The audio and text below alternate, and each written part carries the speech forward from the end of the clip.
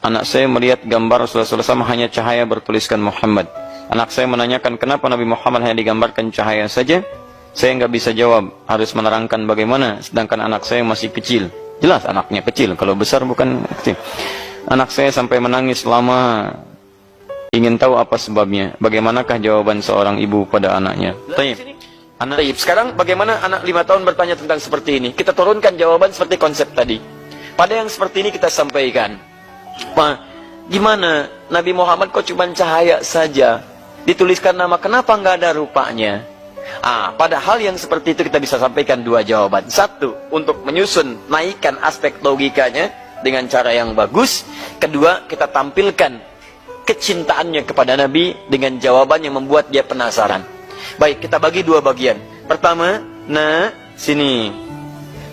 Mama punya permen. Yang 1 masih terbungkus. Ya, antum bungkus dulu.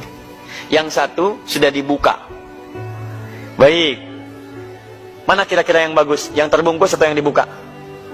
Bungkus. Sampaikan. Adik mau yang mana? 5 tahun sudah mulai bisa milih. Itu udah dibuka. Pengen yang bagus. Baik. Robot-robotan.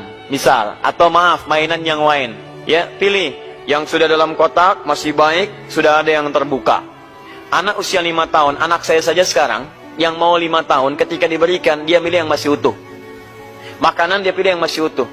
Dia punya makanan 2, 1 utuh, 1 sudah dipotong. Baik, apa yang terjadi? Ini nyata di hadapan saya. Datang sepupunya. Begitu datang, saya bilang, kakak tolong bagi. Dia kasih yang sudah dipotong. Saya bilang, tidak kakak, kasih yang utuh. Baik, dia diam sejenak. Apa yang dia lakukan? Dia gigit lagi yang utuh, baru dia berikan. Dia nggak mau rugi.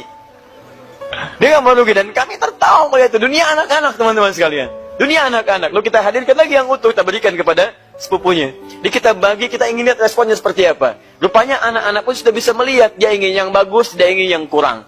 Maka sampaikanlah. Saking mulianya Nabi Muhammad SAW, saking bagusnya Nabi Muhammad SAW, ditutup oleh Allah wajahnya, sehingga nanti kita akan lihat kemuliaannya di akhirat nanti.